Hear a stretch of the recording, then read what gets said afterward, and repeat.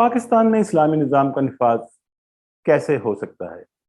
क्या कायद आज़म पाकिस्तान में इस्लाम का निज़ाम कायम करना चाहते थे?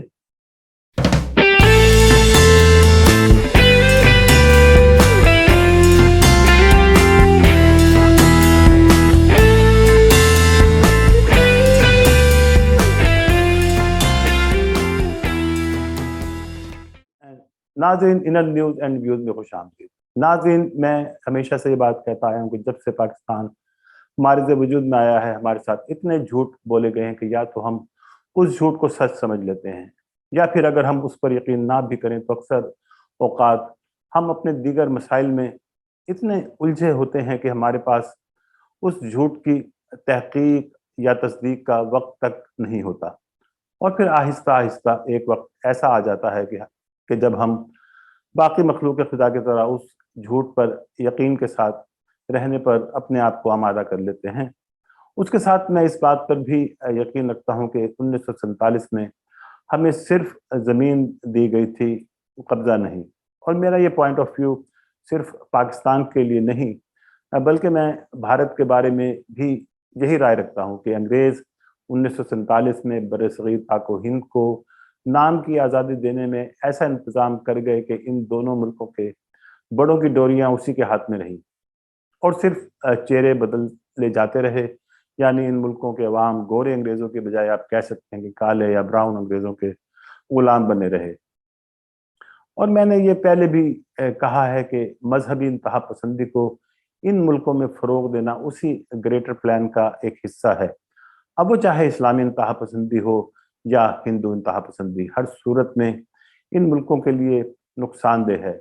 और मगरिब इसी इंतहा पसंदी को अपने एक लीथल हथियार के तौर पर हमेशा से इस्तेमाल करता आया है। ज़्यादा दूर जाने की ज़रूरत नहीं।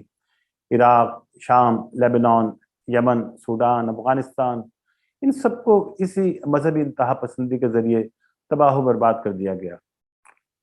और जैसा मैं काफ़ी अरसे से ये कहता आ रहा हूँ कि पाकिस्तान और हिंदुस्तान दोनों मुल्कों को इसी इंतहा पसंदी के हथियार से तबाह करने की कोशिश की जा रही है। इसीलिए इन ममालिक को पसमानदा तालीम और टेक्नोलॉजी वगैरह में भी पीछे रखा जाता है। और अब तो इन्होंने ऐसा इंतज़ाम कर दिया है कि इन मुल्कों से वैसे ही बेहतर दिमाग मगरिब में माइग्रेट होता जा रहा है। नाज़रीन, अब जैसा मैंने जिक्र किया मजहबी इंतहा पसंदी और झूठ का, तो पाकिस्तान को ही लीजिए। हमें हमेशा यही बताया जाता रहा कि पाकिस्तान तो बना ही इस्लाम के नाम पर है और यहाँ इस्लाम का निज़ाम ही नाफिज होगा या होना चाहिए। अब आप ज़रा खुले दिल से मेरी बातों को हजम करने की कोशिश कीजिएगा। नाज़रीन, पाकिस्तान इस्लाम के नाम पर नहीं, अलबत्ता मुसलमान के नाम पर ज़रूर बना था, ये आप कह सकते हैं। क्योंकि क़याम पाकिस्तान की तहरीक, जिसके रूह रवां कायद आज़म मोहम्मद अली जिन्ना थे, उन्होंने दो कौमी नज़रिया यानी हिंदू और मुसलमान दो अलग अलग कौमें हैं, इसकी बुनियाद पर मुसलमानों के लिए एक अलग रियासत का नक्शा पेश किया था। और इसकी एक बड़ी वजह मुसलमानों का मुआशी तौर पर पसमानदा होना था। कायद आज़म या कोई और तहरीक पाकिस्तान के रहनुमाओं में से आपको कोई एक भी ये कहता नहीं मिलेगा कि हमें अलग वतन चाहिए जहां मुसलमान अपने मजहबी उमूर की अदायगी में आज़ाद हों, क्योंकि हिंदुस्तान में उन्हें ना मस्जिदें बनाने की आज़ादी है, ना रोज़े रखने की, और ना वो यहाँ से उम्रा हज व ज़ियारात के लिए जाने में आज़ाद हैं। ये आप अपने बुज़ुर्गों से पूछ सकते हैं कि हिंदुस्तान में मुसलमानों को क्या अपनी मजहबी रसूमात की अदायगी में कोई रुकावट थी? बल्कि अगर पाकिस्तान में देखा जाए तो यहाँ पर मजहब के नाम पर ही लोगों के गले काटे जाते रहे हैं। अब इस बहस से मेरा ये मतलब हरगिज़ नहीं कि मैं खुदा न खास्ता इस्लामी निज़ाम के निफाज के ख़िलाफ़ हूँ, ऐसा बिल्कुल नहीं। मैं तो समझता हूँ कि हकीकी इस्लामी निज़ाम अगर पाकिस्तान में कायम हो तो इससे बेहतर निज़ाम तो पाकिस्तान के लिए कोई और हो ही नहीं सकता। वो ज़रूर है कि पाकिस्तान में मुसलमानों के इतने मसालिक मौजूद हैं और हर एक का इस्लाम दूसरे मसलक के इस्लाम से खासा मुख्तलिफ ही नज़र आता है। अब ये देखना होगा कि किस मसलक का इस्लाम पाकिस्तान में होना चाहिए। इसका हल भी मैं आपको बताऊंगा कि पाकिस्तान में इस्लामी निज़ाम का निफाज कितना आसान है, बशर्ते कि रियासत उसके लिए तैयार हो। लेकिन पहले हम ये तय कर लें कि पाकिस्तान के बनाने वाले क्या वाकई इस बात पर मुकम्मल यकीन के साथ एक अलहदा रियासत का मुतालबा कर रहे थे जहाँ पर इस्लाम के निज़ाम का निफाज का मकसद अव्वलीन था। तो एक बात पर तो तमाम तबका फिक्र मुत्तफिक हैं कि पाकिस्तान के बानी सिर्फ कायद आज़म की ज़ात है, और ये भी सब जानते हैं कि उस वक्त हिंदुस्तान में मौजूद बड़ी बड़ी मजहबी जमातें कायद आज़म और पाकिस्तान बनने की ना सिर्फ मुखालिफ रहीं, बल्कि कायद आज़म और अल्लामा इकबाल पर कुफ्र के फतवे तक लगाए गए।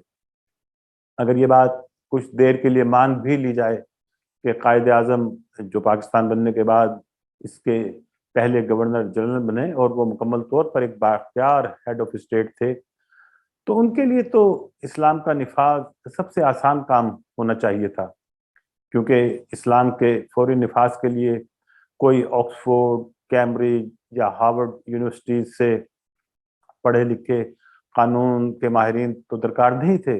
अल्लाह की किताब कुरान पाक मौजूद थी रहनुमाई के लिए, और फिर रियासत मदीना का निज़ाम तो हमारे हर बच्चे बच्चे को ज़बानी अजबर है। तो कुछ करना ही नहीं था, बस एक हुक्मनामे से इस निज़ाम का निफाज कर दिया जाता और बाद में कोई 20-25 फ़िक़ा जानने वालों की एक टीम बना दी जाती जो इस सब अमल को एक दस्तावेज की शक्ल दे देती। लेकिन इसके बरअक्स हम तो ये देखते हैं कि कायद आज़म की काबीना जो पहली बनी उसके तो वज़ीर कानून एक हिंदू जोगिंद्रा नाथ मंडल थे। अब ये कैसे मुमकिन है कि एक हिंदू वज़ीर कानून कैसे इस्लामी फ़िक़ा और क़वानीन तरतीब दे सकता है। दूसरी तरफ वज़ीर ख़ारजा सर ज़फ़रुल्लाह खान साहब जो एक अहमदी थे, लेकिन खैर उस वक्त यानी 1947 में उन्हें मुसलमान ही समझा जाता था। वो तो 70 की दहाई में भुट्टो साहब की हुकूमत ने अहमदियों को गैर मुस्लिम करार दिया था, और सबसे बढ़कर खुद कायद आज़म शिया मसलक से ताल्लुक़ रखते थे, और वो भी प्रैक्टिसिंग शिया कभी भी नहीं रहे कि वो अपने मसलक का ही इस्लाम लाने का एहतमाम करते।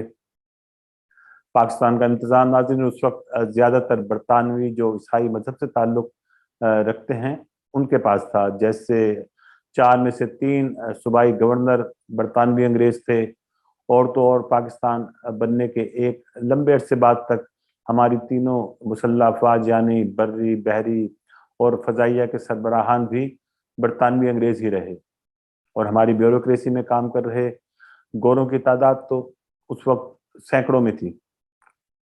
नाज़रीन, बात कुछ ज़्यादा लंबी होती जा रही है। मेरा सिर्फ ये कहना है कि ये सब पाकिस्तान बनने के बाद की बातें हैं कि पाकिस्तान इस्लाम के लिए बना था, पाकिस्तान का मतलब क्या। इस नारे को मैं समझता हूँ कि हमारे यहाँ मज़हब को एक कार्ड के तौर पर हमेशा इस्तेमाल किया जाता रहा है, और इसका मकसद इस्लाम का निफाज कभी भी नहीं रहा, बल्कि जैसा मैं अक्सर अपने पिछले प्रोग्राम्स में भी जिक्र करता आया हूँ कि इसके पीछे पाकिस्तान में मजहबी इंतहा पसंदी को फ़रोग देना ही रहा है। और इसकी इब्तिदा लियाकत अली खान ने अपनी वज़ारत उज़्मा के वक्त 1949 में करारदाद मकासिद के नाम से पाकिस्तान में आइन बनाने वालों की रहनुमाई के लिए असम्बली से पास करवाई थी, और ये काम खास तौर पर कायद आज़म की वफात के बाद किया गया, क्योंकि शायद कायद आज़म की ज़िंदगी में ऐसा काम ना हो सकता। चलें, अगर कोई ये भी कहे कि कायद आज़म या लियाकत अली खान को ज़िंदगी ने मोहलत नहीं दी कि वो अपनी ज़िंदगी में इस्लाम के निफाज को पाकिस्तान में राइज कर सकते, तो फिर क्यों नहीं इस्लाम का निज़ाम फौजी डिक्टेटर जिनके पास तमाम इख्तियारात के साथ तवील अरसा हुकूमत करने के लिए भी मिला, वो इस नेक फरीजे की अदायगी से क्यों कासिर रहे। और इनमें ख़ास तौर पर मैं जिक्र करना चाहूँगा मर्द मोमिन, मर्द हक ज़ियाउल हक साहब का, कि वो पाकिस्तान की तारीख के सबसे ज़्यादा अरसा हुकूमत करने वाले सरबराह रहे। दिलों के राज नाज़रीन सिर्फ अल्लाह जानता है, लेकिन बज़ाहिर वो एक पक्के और अमली मुसलमान तो थे, और उनकी मजलिस शूरा में तमाम मजहबी जमातें शामिल थीं। तो उनको किसने रोका था कि इस्लामी निज़ाम का निफाज ना किया जा सकता। जबकि उनके दौर में कहने को रूसी कुफ्र के खिलाफ जिहाद भी हो रहा था। और हमारे मुल्क में तो एक सूबे खैबर पख्तूनख्वा में तमाम मजहबी जमातों की मुश्तरका हुकूमत के क़याम का तजर्बा भी किया गया कि शायद कोई मोमिन इस निज़ाम के निफाज के लिए कुछ कर दिखाए। लेकिन इस्लाम तो नाज़रीन नियतों का दीन है। रसूलुल्लाह सल्लल्लाहु अलैहि वसल्लम की हदीस है कि अमाल का दारोमदार नियतों पर है। अपने आप को मुसलमान कहने वाले तो रसूलुल्लाह सल्लल्लाहु अलैहि वसल्लम के साथ भी थे, लेकिन उन्हीं की पहचान के लिए अल्लाह ताला को कुरान पाक में सूरह मुनाफिकून उतारनी पड़ी कि रसूल तक के पीछे नमाज पढ़ने वाला भी मुशरिक हो सकता है। तो यही मैं आपको समझाना चाह रहा हूँ कि हम जो अपने आप को मुसलमान कहते नहीं थकते और दूसरे को काफिर कहने से नहीं चूकते, हमें अपने अंदर झांक कर जरूर देखना चाहिए कि हम ईमान के कौन से दर्जे पर फाइज हैं। और जैसा मैंने शुरू में कहा था कि ये फैसला कि पाकिस्तान में किस मसलक का इस्लाम हो बहुत आसान है। हमारी पाक फौज में तो ये काम 80 की दहाई के शुरू में होना शुरू हो गया था, जब फौज में कमीशन हासिल करते वक्त अपना मसलक, जात पात सब कुछ बताना जरूरी हो गया था। ये काम हुकूमत भी ऐसे कर सकती है, जो अभी आपने सुना होगा कि मर्दमशुमारी करवाने जा रही है हमारी हुकूमत। इस दौरान अगर हर आकिल व बालिग से ये हल्फनामा लिखवा लिया जाए कि मेरा ताल्लुक फलां मसलक से है और मुझसे अगर कोई जुर्म या खता सरजद हो जाती है तो मुझे उसी मसलक के तहत सजा दी जाए। जैसे मिसाल के तौर पर सुन्नी मजहब में चोरी की सजा हाथ को कलाई तक काटना है, जबकि शिया मसलक में उंगलियों के काटने का हुक्म है। रियासत मदीना में जब तक रसूल खुदा सल्लल्लाहु अलैहि वसल्लम जिस्मानी तौर पर मौजूद रहे, उस वक्त तक इस्लाम फिरकों में नहीं बटा था। अब क्योंकि 73 फिरके बन चुके हैं या जितने भी हैं, हर एक का एक आलिम ले लिया जाए और एक कौंसल जो इस्लामी नजरियाती कौंसल से अलग हो, बैठकर अपने अपने मसलक के कवानीन बना दें और ये सब फ्रॉड अदालतें और वकीलों के चैम्बर्स बंद कर दिए जाएं, जो सिर्फ और सिर्फ मुजरिमों को तहफ़्फ़ुज़ देती हैं। रियासत मदीना बातें करने से नहीं, अमल करने से कायम होगी। वो जैसे इकबाल ने क्या खूब कहा है, अमल से जिंदगी बनती है जन्नत भी जहन्नुम भी, ये खाकी अपनी फितरत में न नूरी है न नारी है।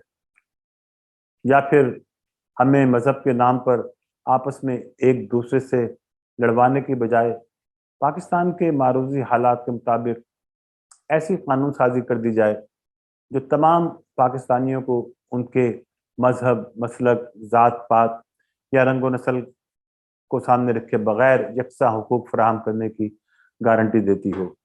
खुदा हमारा हामी और नासिर हो। आमीन। आपके देखने का बहुत शुक्रिया।